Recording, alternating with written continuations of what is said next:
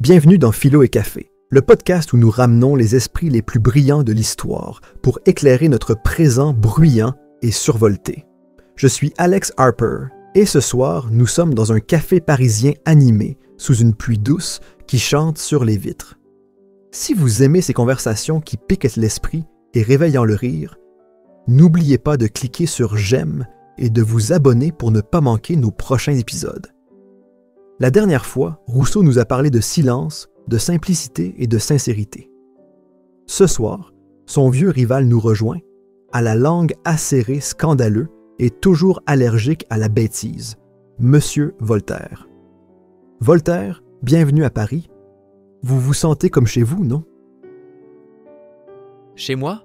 Mon cher Alex, je suis né pour ce tumulte. Paris déborde toujours de ragots, de vanité et de conversations brillantes. Rien n'a changé, sauf votre café, qui est, disons, déplorable. Aïe, un coup bas pour notre café dès le départ. Déplorable, deplorable pour nos apprenants en français. Vous avez toujours eu le don de frapper là où ça fait mal, avec un sourire. Ce soir, nous allons plonger dans votre art de penser librement, d'utiliser l'humour comme une épée et de défier l'indignation.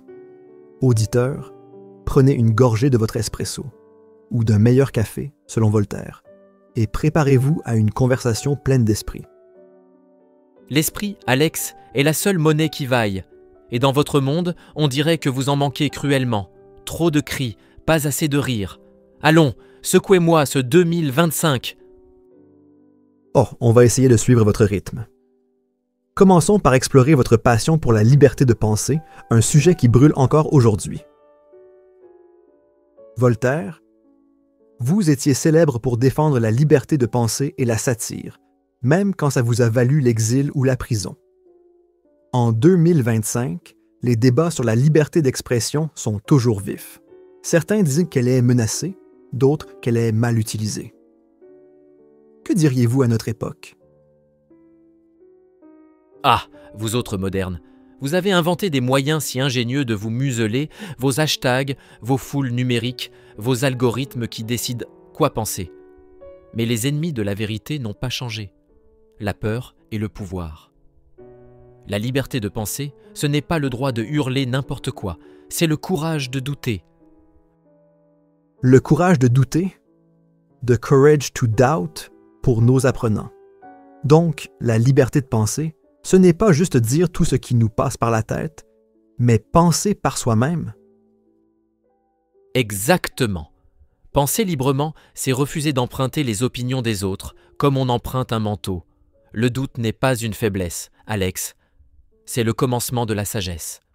Dans Lettres philosophiques, j'ai écrit « La liberté de penser est la première des libertés. Sans elle, vous n'êtes qu'un écho. » Un écho.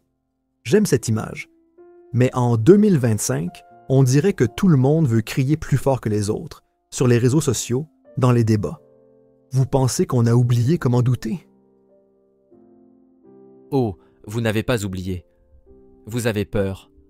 Douter, c'est risquer d'être seul, d'être jugé. Vos foules modernes adorent les certitudes, même fausses. Mais je vous le dis, une question bien posée vaut 1000 réponses hurlées. Une question bien posée, ça, c'est du Voltaire. Mais comment on cultive ce courage de douter quand on est entouré de pression pour se conformer, pour choisir un camp? Commencez par rire de vous-même. Si vous pouvez douter de vos propres idées, vous êtes déjà plus libre que la plupart. Ensuite, lisez, écoutez, mais ne croyez rien sans l'avoir passé au crible de votre raison. La liberté commence dans votre esprit, pas dans vos paroles. C'est un défi qui donne envie de se remettre en question. Vous nous poussez à être plus curieux, plus audacieux. On va maintenant parler d'un sujet qui vous aurait fait sourire. L'indignation moderne, ou ce qu'on appelle la cancel culture. Voltaire, vous étiez l'un des écrivains les plus annulés de votre temps, censuré, banni, emprisonné pour vos écrits.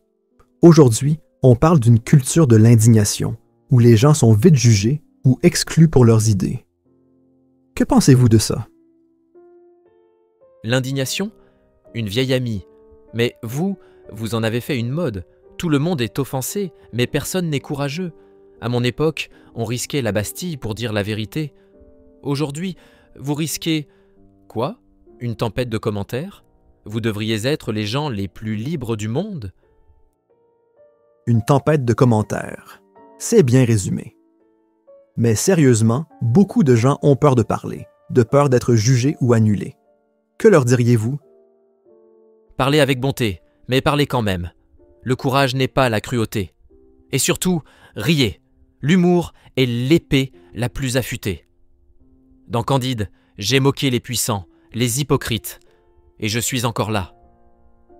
Une bonne plaisanterie traverse les siècles. Une insulte s'éteint dans l'heure. L'humour est l'épée la plus affûtée. Humor is the sharpest sword. C'est tellement vrai. Mais parfois, on dirait que l'humour lui-même devient risqué. Les gens disent qu'il divise, qu'il blesse. Vous êtes d'accord?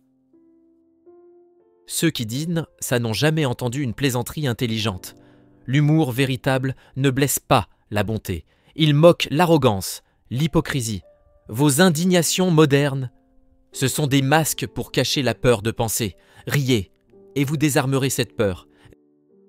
Désarmer la peur avec un rire, je vais garder ça en tête. Vous savez, Voltaire, votre façon de manier l'humour nous donne envie de réfléchir et de sourire.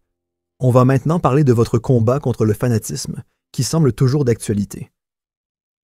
Vous avez passé votre vie à lutter contre le fanatisme, religieux, politique, intellectuel. En 2025, on voit des certitudes partout. Dans la politique, sur les réseaux, même dans les conversations quotidiennes. Les dangers que vous dénonciez sont-ils toujours là? Ils n'ont jamais disparu. Le fanatisme, ce n'est pas la foi, c'est la certitude sans réflexion. Que ce soit dans une église, un parlement ou vos flux numériques, dès que vous cessez de questionner, vous devenez l'esclave de l'idée. Dans Traité sur la tolérance, j'ai écrit « Écraser l'infâme ».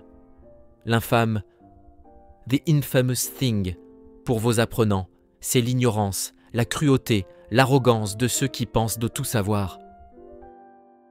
Écraser l'infâme, crush the infamous thing. C'est un cri de ralliement, mais aujourd'hui, tout le monde semble vouloir être dans le vrai, avoir la bonne réponse. Vous diriez que c'est une forme de fanatisme? Riant, être dans le vrai, quelle ennuyeuse ambition, penser est bien plus divin. Vos foules modernes adorent ça les certitudes, mais une certitude sans doute est une prison. La raison, c'est le courage de dire « Je ne sais pas, mais je veux comprendre ». Donc le doute est votre religion? La seule qui vaille. Le doute vous garde libre, curieux, vivant. Les fanatiques, eux, sont déjà morts. Ils ont juste oublié de s'allonger. Oh, Voltaire, vous êtes impitoyable. Mais c'est vrai, le doute nous pousse à réfléchir, à ne pas nous reposer sur des vérités toutes faites. On va maintenant explorer votre arme favorite, l'humour et son pouvoir dans notre monde. Voltaire, vous avez utilisé l'humour comme une arme, dans Candide, dans vos pamphlets. Pensez-vous que le rire a encore du pouvoir en 2025? Plus que jamais. Une plaisanterie peut franchir des frontières que les sermons ne touchent jamais. Quand vous riez, vous désarmez la peur, et la peur est la racine de la tyrannie. Dans Zadig, j'ai montré que l'humour révèle la vérité là où les discours échouent. L'humour révèle la vérité. Humor reveals the truth. C'est une belle idée. Mais certains disent que l'humour divise, qu'il peut blesser ou moquer injustement. Que leur répondez-vous? Ceux qui disent ça confondent l'humour avec la méchanceté. Le vrai humour défend l'humanité. Il moque l'arrogance, pas la bonté. Une plaisanterie bien placée est comme une lanterne. Elle éclaire sans brûler. Une lanterne? J'aime cette image. En 2025, on dirait qu'on a besoin de plus de lanternes, avec toute la colère et les divisions qu'on voit. Comment utiliser l'humour pour construire, plutôt que détruire? Riez avec générosité. Moquez les idées, pas les personnes. Et surtout, riez de vous-même. C'est la preuve que vous êtes libre. L'humour qui unit est celui qui invite à réfléchir, pas à juger. Rire de soi-même, ça, c'est un défi. Vous nous donnez envie de manier l'humour comme une épée, mais avec élégance. On va maintenant parler de votre vision du bonheur et de ce fameux conseil de Candide. Dans Candide, après toutes les épreuves, vous concluez avec « Il faut cultiver notre jardin ». Cultiver notre jardin, temps or garden, pour nos apprenants. Qu'est-ce que ça signifie pour nous en 2025 dans un monde si chaotique? Cela signifie cesser de vouloir réparer le monde avant de savoir garder une plante en vie. Faites ce qui est à votre portée et faites-le bien. Cultivez la vérité, l'amitié, le rire. Le monde s'améliore un petit jardin à la fois. C'est presque optimiste venant de vous. Bien sûr que c'est optimiste. L'espoir est une rébellion. Et un bon café aussi. Travaillez là-dessus d'ailleurs. On va essayer d'améliorer le café, promis. Mais sérieusement, cultiver notre jardin, c'est un appel à la simplicité, à se concentrer sur ce qu'on peut changer? Oui. Vous passez trop de temps à courir après des gloires lointaines, richesses, célébrités, perfection. Mais le bonheur est dans les petites choses. Une conversation honnête, une idée nouvelle, un moment de rire. Cultivez cela et vous serez plus libre que les rois. Un bonheur simple, ça résonne dans notre monde si compliqué. Vous nous rappelez qu'on peut trouver du sens même dans le chaos. On va maintenant passer à notre dernier segment pour une réflexion finale sur l'art de penser librement.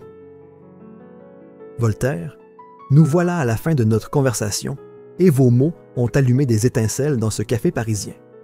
Dites-nous, qu'est-ce que ça signifie, penser librement dans le monde bruyant et indigné de 2025?